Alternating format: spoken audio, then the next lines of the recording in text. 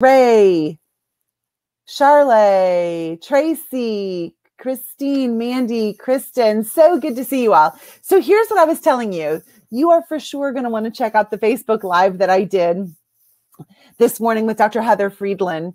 She, in their practice, they're still seeing 90% of the volume that they saw like before COVID. So we talked about some things that she's doing in her practice that's making a huge difference, just simple things as well. She and her husband have 5 children. So their 20-year-old, they had together, and then they adopted 4 kids within 11 months. Woo! Like, talk about being able to handle crisis and change, right?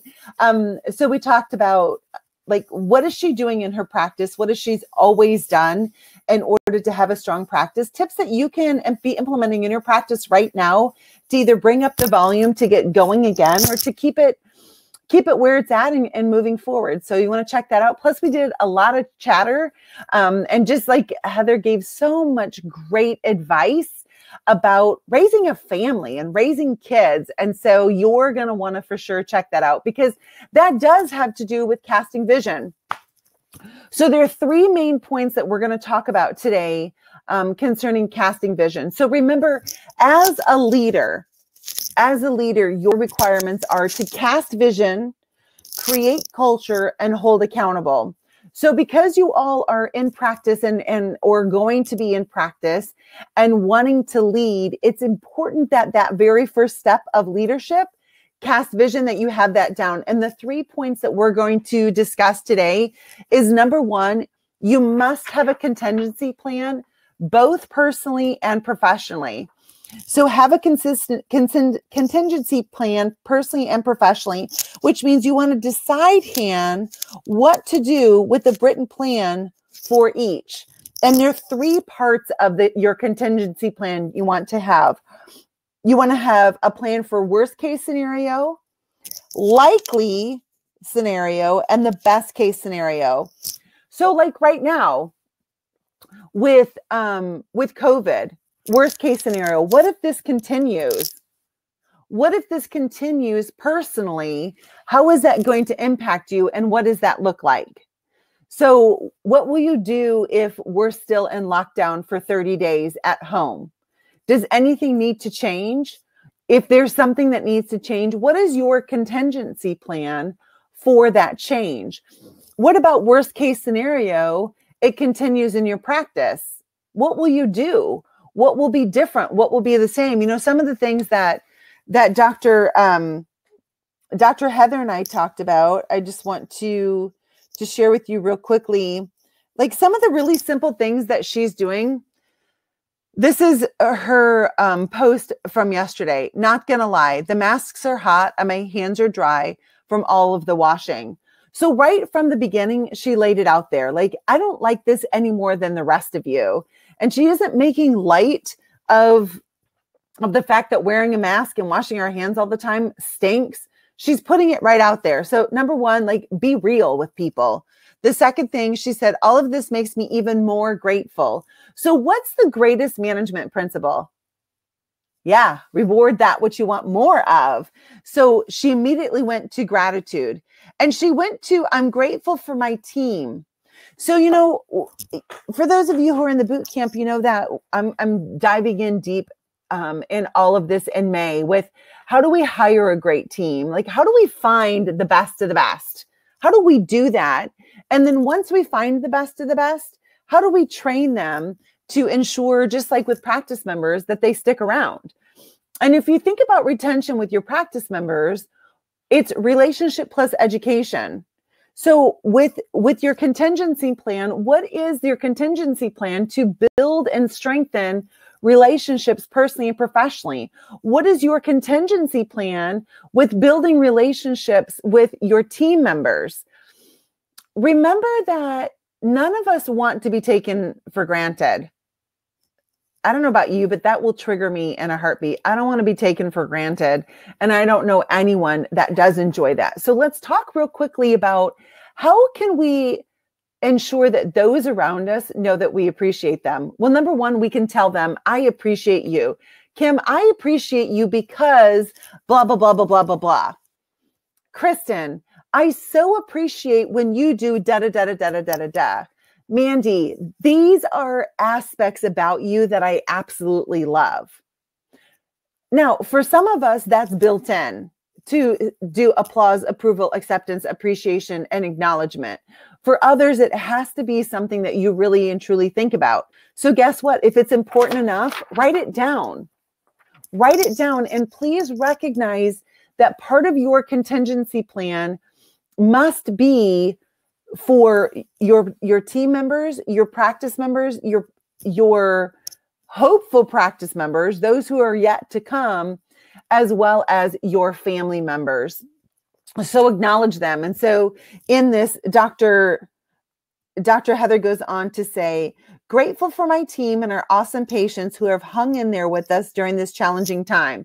So telling them right from the beginning, like, I appreciate you, and congratulating them. You know, one of the things that is challenging right now for everybody is that the government came out with all of these mandates, right? And they said, if you do these things, we'll all be safe. And so we've all social distanced.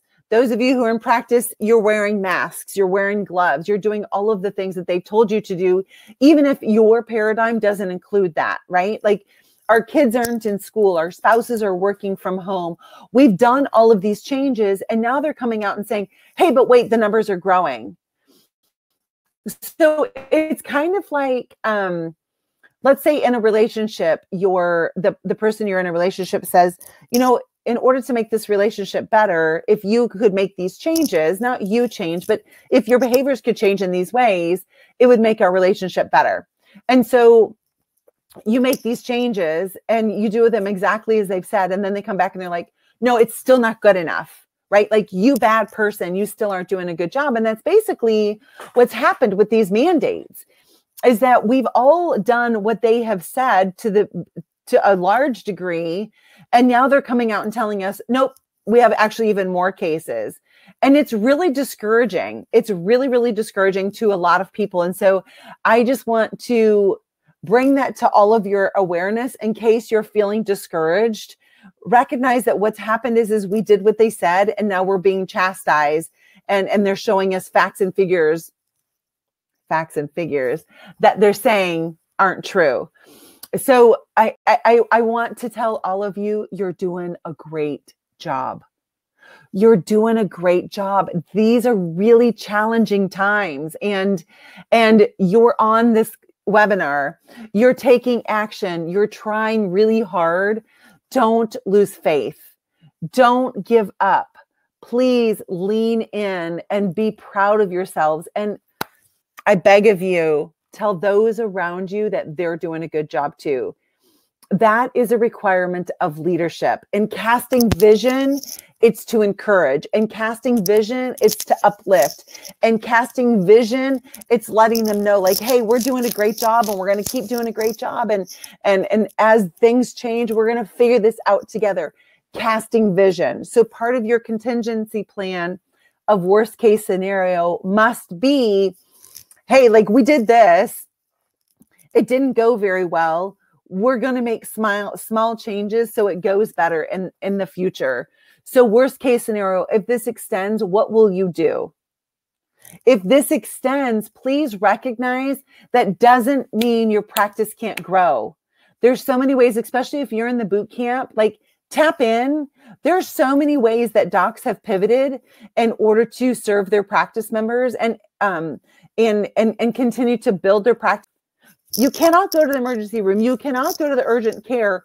Come here. And this is what you can expect. I can help you with your problems. I can help you with your headaches. I can help you with your low back pain. I can help you with your fatigue. I can help you with all of these things. Like, I can help you.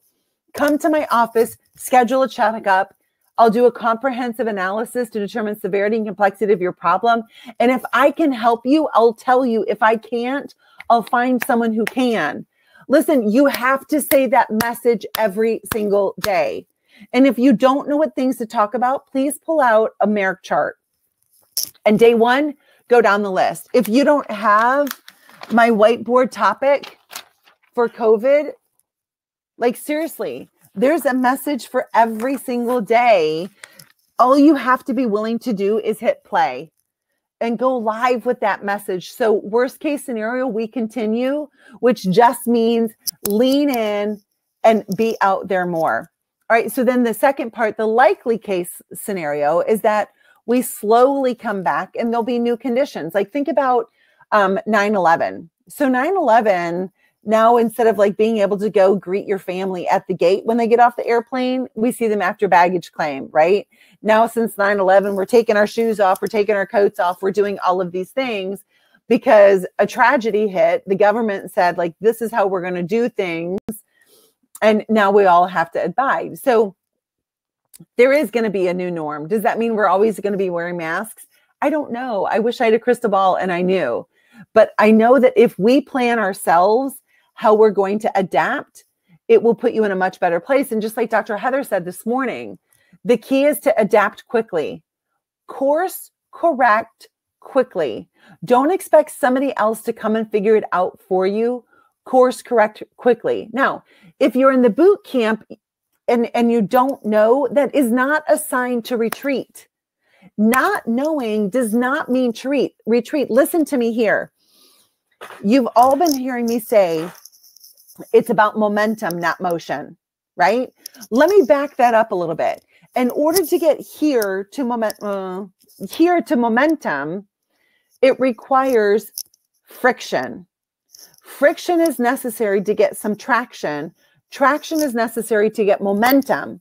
Momentum is what's necessary in order to grow, right? So we got to have friction. What does that mean? You're going to have tough times. Like there's going to be like, you're going to butt up against resistance. All of life, like heck, look at the birth process. Is there some resistance for a baby to be born? Oh yeah, there's a lot of resistance for a child to be born, right? They get some friction. Then they get traction, you know, like now mom and baby are working together so that baby can be born. And now there's some momentum. Now they're out and life begins, right? Well, life begins at conception, but you know what I mean, outside of the womb. So expect that there will be friction.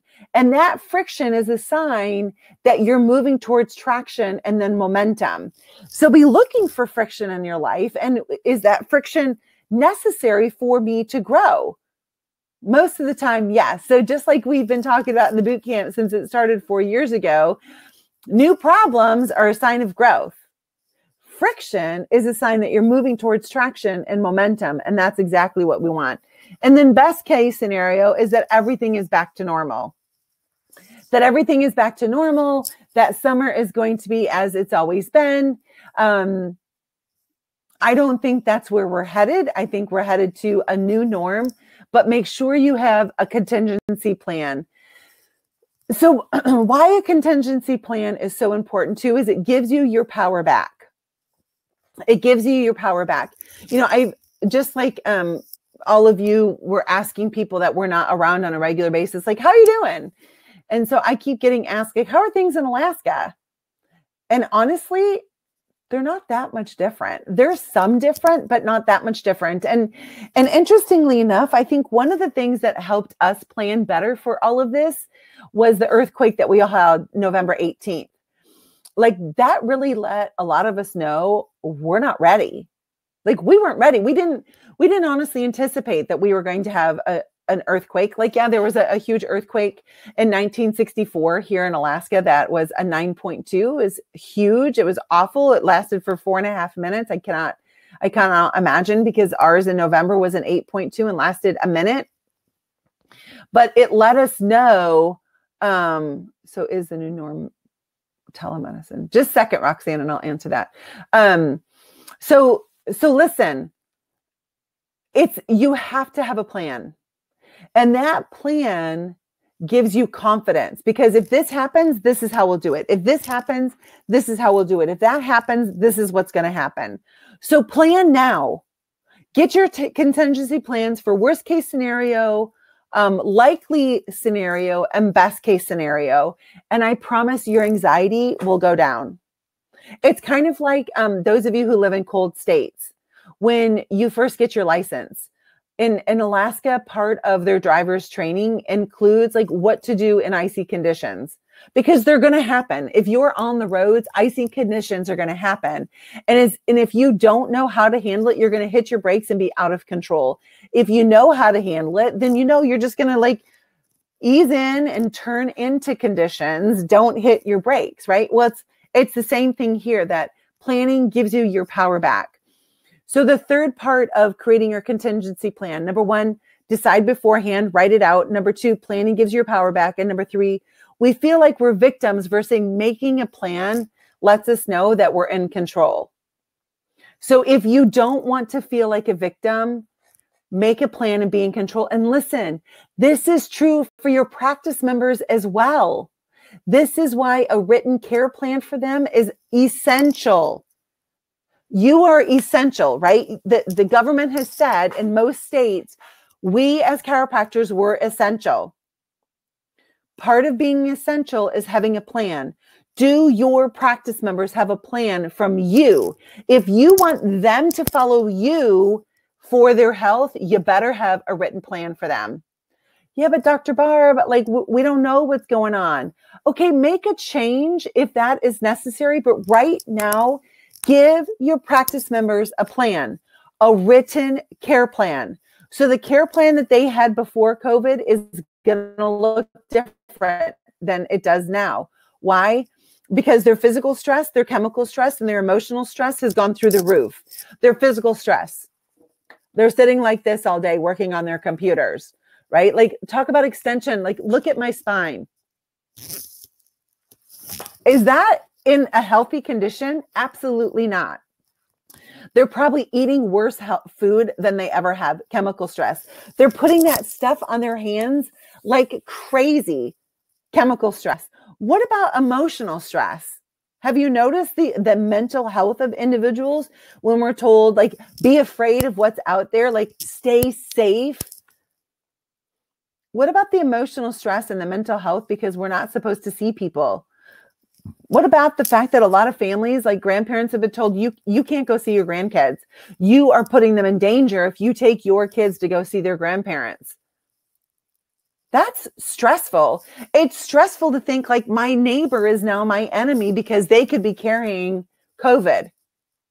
That's stressful.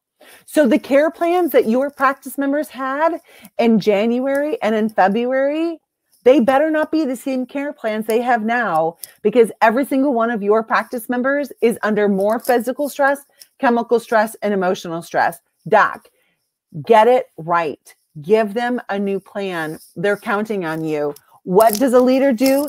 Cast vision. What is vision? It's having a plan. Okay, so I'm going to answer this real quickly. Roxanne, so is the new norm telemedicine? I think the new norm is more communication outside of practice. Yep. So if we want to call that telemedicine, then call it telemedicine. In order to pivot, in order to adapt, if you're in practice right now, you must be in more communication with your practice members outside the practice than you ever have. It's not a luxury. You must do it if you want to really and truly be out in front and be part of the solution. So that's another thing. Your anxiety will go down if you are taking action to be part of the solution instead of just sitting on the sidelines watching all of this from a distance. Get involved and be part of the solution. So that's how you feel like you're in more control. So number one, contingency plan. Number two, informally survey your trust network. Your trust network are those who are similar to you, who you look to as mentors. So the fact that you're on this, I'm assuming that I am in your trust network and one of your mentors. And so it's important to, in that, you're also in that trust network. It's your practice members who you can count on to tell you the truth. Ask them, like, what are their tender points? What are their challenges right now? What are they having difficulty with? It's kind of like, and again, like I just said before, Roxanne brought up telemedicine.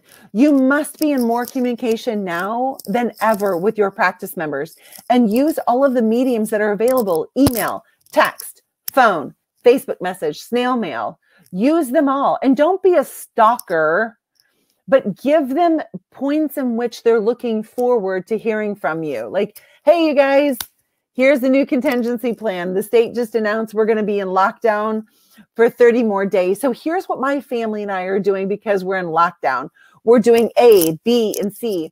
My family and I are more committed than ever to MF3, me, family, fun, future. Here's what we're doing in the office. The first Friday of every month, we're having a party, and that party is come to the parking lot, bring your chairs, bring your kids, and let's all just have a look at each other. And we'll kick the ball around. We'll do something. Like, what is your contingency plan? And in that contingency plan and surveying your people, find out from them, what are they struggling with? What are their tender points? What are their fear points? I was talking with a private coaching client the other day, and she typically in the summertime has lots of camps that her kids go to. For the first 4 weeks, they go to this camp. For the second 4 weeks, they go to this camp. For the third weeks, they go to this camp. And now obviously kids' camps are closed.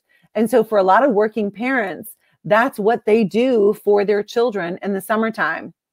So you know what I would do if I was in practice? I'd figure out how to help those camps connect with my people in new ways. So it's like Mike Michalowicz talked about in recessionresponse.com. There's that graph that he uses that shows, like, here's A, and there are all of these arrows outside of A of all of the things that we can do because now we're in a new state, right? Like, this is a new kind of critical state. And really what we need to do is find one vital need that needs to be solved. Right now, school is coming to an end in May for most school systems throughout the country. Now it's a new problem. Now what do I do? My kids, I don't have that connection with my kid's teacher. And while like homeschooling your kids suddenly has been stressful, I'm confident there are a lot of parents who, even though it was stressful, they were looking forward to, all right, somebody else has created a plan for my kids to learn. Now it's on me. And I don't have camp. I don't have daycare. So how can you step in and help be that for your practice members and for your community? Could you come up with once a week a tip for parents to help get their kids healthier? Hey, parents, this week we're really going to focus on being outside. And the reason it's so important to being outside is because, number one, we get exercise. Number two, we get fresh air. Number three, we get vitamin D. And here are the benefits of all of those. Here are ideas for Sunday through Saturday of what to do with your kids when you go outside. Like, seriously, that is part of a contingency plan. Maybe then week 2, tell them, all right, so this week, this is how you can help make your kids healthier. If it's in a package, recognize it's probably only adding an inflammatory response in calories to you and your family. So instead, like, let's say that your habit is to make mac and cheese. Do you know that what you could actually do is just buy one of these from Amazon? It's to make your own noodles with zucchini. Your kids won't even know. So this is my kids' favorite mac and cheese recipe. They don't even know it's zucchini. So that's one. So that could be one tip, like how to shift from boxed to healthy foods. Maybe then in week 3, it's how to help your kids have less technology time, because it's traumas, thoughts, toxins, and technology. Do you see what I'm saying? So look to be a vital need, look to solve a vital need. And right now, with families realizing like we're not probably going too back much to normal, they just are like learned how to course correct with school. Heather says our kids love zoodles. Yeah, that's awesome. So Heather, I would encourage you to take what are all of the ways in which your family is doing zoodles? Like, what are the other things that you put with your zucchini noodles? Like, how do you even, like, this sounds ridiculous, docs. I know this sounds ridiculous, but it's really true. Your parents may not even know how to pick fresh zucchini. Like, truthfully, you could just go to your grocery store and teach your practice members how they choose fresh produce. Seriously, it's that simple for many. When I was in practice, once a quarter, I went to Whole Foods, and the produce manager took us on a journey through the produce section and taught us, like, what's the difference between conventional and organic? How do you choose if you only have, let's say, $20 a week to use for your produce? Like, how do you get the biggest bang for your buck? And then rinse and repeat and rinse and repeat. And now more than ever, the simple things that you do with your family, to be healthy, it's rocket science to your practice members and to those who haven't come into your practice yet. So break this down to the simplistic. And this is also, when you share your tips, it will also help reveal your practice members' tender points. Like, oh my gosh, I didn't even know about that. Oh my goodness, I didn't know about this. I didn't know about that. Oh, he's talking to my husband. I'm like, someone's outside in my driveway. Crystal says, how would you answer if they say, but some people or doctors have said not to go outside because you can get the virus? Yeah, you know what, Crystal, that's a great question. And here's what I would ask them. Okay, I understand some other people have said it, and even some doctors. What do you think? What do you think? Like, so let's go through microbiology, because this is what I know about microbiology. When I walk outside, there aren't a bunch of bad things that are going to attack me. Now, if I'm in close proximity, is it possible? Okay, it's possible, but let's look at then, what is the defense mechanisms? What are the defense mechanisms that your body has been using since you were created? Your body has been kicking virus ass since it was born. Your body was learning how to be strong in its immune system when you were still in utero. So let's go back to, how has our body been well even up before COVID? And our body didn't suddenly forget how to fight infection, how to fight virus, how to fight bacteria now that it's in COVID. So let's look at the things that we know to be true that haven't changed. You know, like this snot, like the boogers that are formed. Do you know that boogers and snot are a sign that your body is doing a good job? Do you know that coughing is a sign that your body is trying to expel things that are in your lungs? All of that is all part of immune function. Your skin is the biggest organ that your body has in order to keep you safe.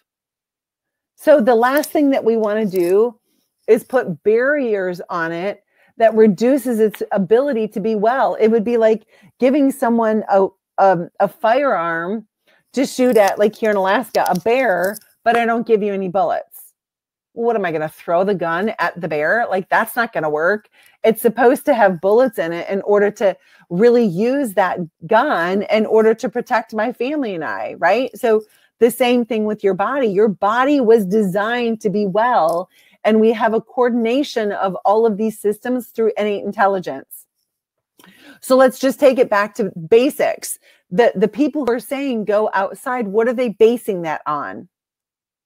And do you believe it's true? So Crystal, and for all of you, when it comes to a sticky situation, ask questions. That's how you find out clarification, points of agreement, and then give your solution. Because I think many times we jump in situations like that, and what we actually find out is that practice member or that person really agreed with us, and then we start bashing the doctor, we start bashing other people, and then that's when the person you're having a conversation with is kind of like, whoa, wait a second, I actually was believing what you said, but now you're bringing up things I didn't really consider. So ask questions first, clarification, points of agreement, solution. And listen, don't back down from what you believe. How did you arrive at the conclusions and the paradigms that you hold to be true? I'm not asking anyone else to believe mine, but I 100% will tell you how I arrived where I did. And it always goes back to basics, right? So you want to go back and get agreement of, do you believe this? Do you believe that your body was designed to be well? Do you believe that your body has been practicing being well by fighting off viruses its whole life up until this point? Do you think that now your body suddenly forgot how to do that? Or is your body still strong? Do you see what I'm saying? Like go all the way back as far as you have to. Get agreement, get agreement, get agreement, get agreement, get agreement. And then from agreement. And if there isn't agreement, solve that before you get to solution. It's super powerful because then they came up with the conclusion. So the next time somebody challenges their paradigm, they're able to do the same thing with them. Crystal says, it is possible, but your body will be healthier if you keep it strong through exercises and keep your body in motion. Yeah, and that's exactly what we do is we go through and what are the things that we know for sure to be true about our body, about health? Well, we know for sure to be true about health that you will be healthier with a properly functioning nerve system. It's the wiring harness of your body. So just like in your car, if there are problems in the wiring harness, your car isn't going to work well. It's the same thing with your body. Is there any doubt in your mind at all that your body needs proper rest in order to be healthy? Yeah, it needs proper rest. Okay, perfect. Can you do that? Can you make sure that your body gets rest in order to be healthy? Yeah, we could probably go to bed earlier. Beautiful. Another thing that really helps with optimum sleep is cut out the blue light at least an hour before you go to sleep. Can you do that? Can you and your family turn off television and turn off electronics at least an hour before you go to bed? Yeah, we can do that. Beautiful. Then you're stepping towards health. Water. Can you and your family increase your water intake? Yeah, we could probably do that. Okay. Can you and your family choose healthy food over food that isn't really feeding your souls? Yeah, we can do that. Do you see what I'm saying? Like you can show them every step along the way how their body can be better, how they can be pursuing health so they don't have to be afraid of the boogeyman out there. Krista, it will help your circulatory system, respiratory, plus you need some exposure to build an immune system. Exactly. So walk them through the clarification points of agreement solution. Also, let them know like, hey, I understand, I've been studying health and well-being for a long time.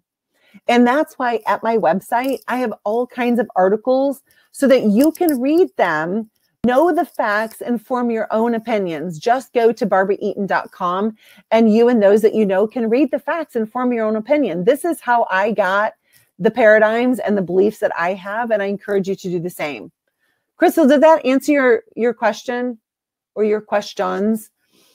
Is I wouldn't tell other people like the doctor and the others are wrong. Instead, I would walk them through it so that they're forming their own opinion. That's going to give them a lot more confidence. And that's really what education is. So education within our practices and with our practice members is an exchange of information. It's a back and forth. It's not just me going that way. Education also has to come back. And that's why the formula of clarification points of agreement solution is so important. All right, number 3. So this is the 3 things on how to cast vision, right? So number 1, contingency plan. Number 2, survey your people, find out their tender points. And number 3, ask yourself, what has shifted that I can be the first to respond to? What has shifted that I can be the first to respond to? Kind of like 911, there were a lot of changes like TSA and whatnot. And then ask yourself, how can I adapt quickly to pivot and survive? So I've gone through a whole bunch of those already in this broadcast, how you can adapt quickly. Don't get back on your toes. And I know it can be fearful. And remember that in our life, we get triggered, like we get afraid, right? And it changes our physiology. Like maybe even today, all of the things that I've suggested, maybe your thoughts are, oh my gosh, when am I going to do that? Well, you're going to do it in the minutes you've been given, because here's the deal. You've never been given more time than you have right now. You'll never be given more time than you have right now. Yeah, but Barb, now I'm having to school my kids. I get that, but it doesn't change the time.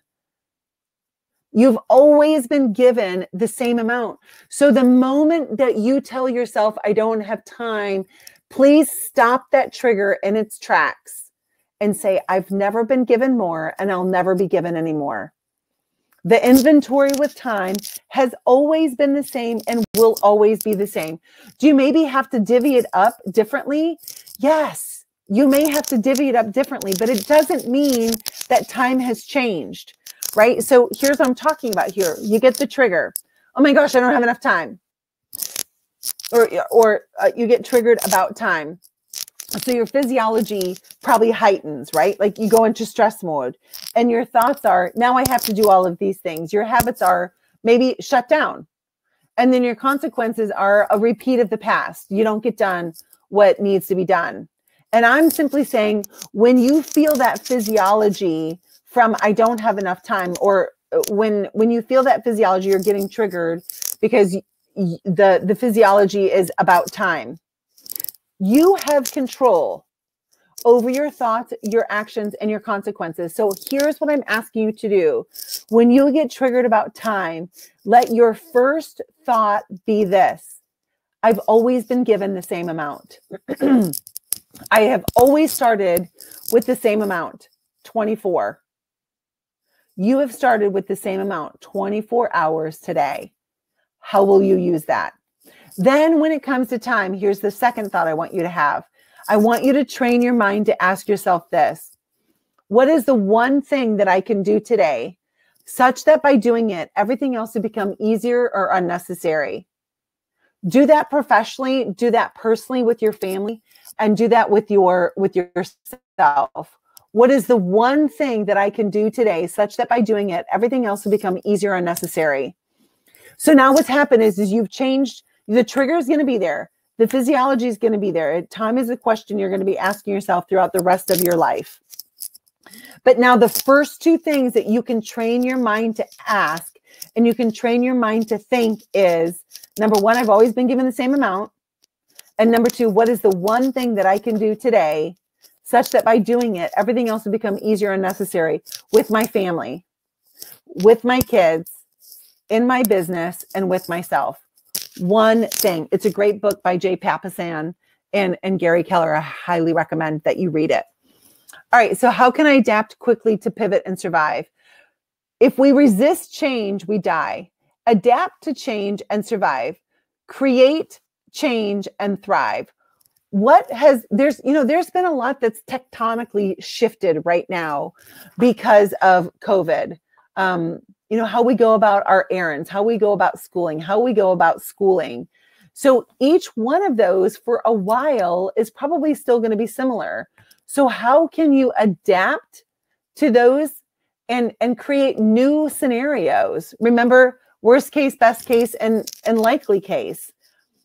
It's all about adapting. And isn't that what chiropractic is? Chiropractic is all about adapting. So ask yourself, what has shifted and how can I adapt and respond? Then check in and check out the process you've created. If it hasn't worked, make a change. Like, don't beat yourself up. Life is all about adaptation. It's just adapt quickly when it's not working. And I think by taking control, by taking control of our thoughts, our actions, and our consequences from the change in physiology, that is a really powerful step in order to be able to cast vision, because we're taking control of our emotions. And ask the people around you, what are they doing to change? Like, you guys have all seen what I've done. You're seeing what others are doing in the boot camp. Adopt one thing, not everything, one thing. What is the one thing that you can do today such that by doing it, everything else will become easier and necessary? So I want to just pause for a second and ask you to put in the comment section, what is an adaptation that you know you need to make that you haven't been able to create a plan for yet? Put in the comment section and I'll spend just a couple minutes answering those that put it in quote at first. So what's a way in which you know you need to adopt a change and adapt that you haven't been able to do so yet? And as you guys are writing, I'm just going to go back through on casting, how to cast a clear vision. Create a contingency plan. Find the tender points of the people that you're leading. And then number 3, ask myself, What has shifted such that I can be the first one to provide an answer? Anyone have a challenge with adaptation or casting a vision? Put it in the comment section. If not, then I'm going to let us go. Anyone? Nope. Okay. So I will, as always, be giving you a PDF of today's, of what we've done today as well next week. It's anxiety in quarantine. What do we do? So I encourage you to please join me as well. You're going to see an amazing offer. It's coming first to those who have registered for these. I will be taking 30 of you by the hand throughout the month of June and helping you solve your challenges. So be watching for that. It'll be coming to you via email today. Where do we find the PDFs? Yeah, great question. There are lots of them. So what you want to do is you want to go to my YouTube channel. My YouTube channel has all of the extra trainings that I've been doing since the beginning of March for COVID. And with that are the PDFs as well. So you'll be able to find this one, the PDF of the 5 steps to break the overwhelm cycle. You'll be able to find my COVID-19 whiteboard topics. You'll be able to find this for today. You'll also be able to find the PDF that I created for last week that we went over of how to keep your family healthy, safe, and together during times of chaos.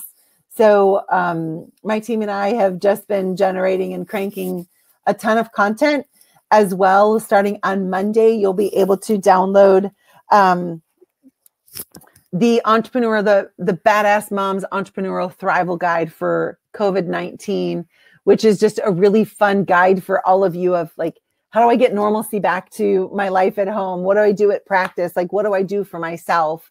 And just really practical tips in order to be able to do that.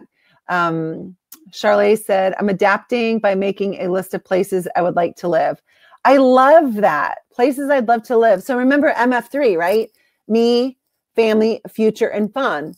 What are you going to do after all of this? What are you going to do on the other side of this? I encourage all of you to be planning a phenomenal vacation for what's on the other side of this, and use that vacation then to cast your vision for yourself and your family as well, to make you really buckle down now to provide the service, to earn the income to pay for the vacation. Dr. Chris, thank you. Thank you to you and your team. I don't think I would have survived this. Thank you to you, Chris, that you have leaned in instead of running away. Like, even when it's been tough, you have leaned in. You have looked for the friction to get the traction, to get the momentum. So thank you. And I'm super, super proud of you. So God bless you all. I love you, and recognize I cannot read any of your minds, but 100%, I am here for you. So always, always, always advocate for yourself. Advocate for yourself. Ask for help. Tell me how I can help you, and I will do it. But I don't know if you haven't told me. So to all of you, thanks for being with me. Bye-bye.